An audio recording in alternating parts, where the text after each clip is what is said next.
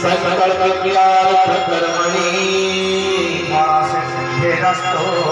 बाकी अन्य माने समस्ते डाहन हातरे भक्ति ओम व्रतेन विद्या प्रोगी देशयामोति दक्षिणा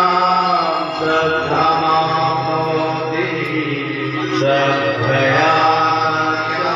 नावेन्द्रो महावरः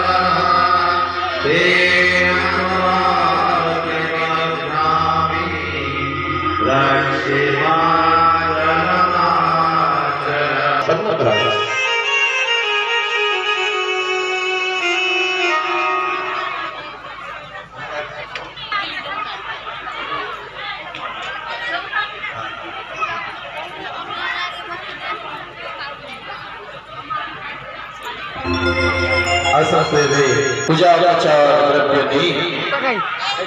आउजनी यजमान मंच पर शक्ति कलश कर पूजन पाई जने सर्वोत्त मंत्र पाखरे जने शक्ति कलश निकट में और चारि जन चारोटी धातु निर्मित कलश पाखरे यजमान उपस्थित रही पूजन पाई अन्य माने समस्त हाथ जोड़ी नियो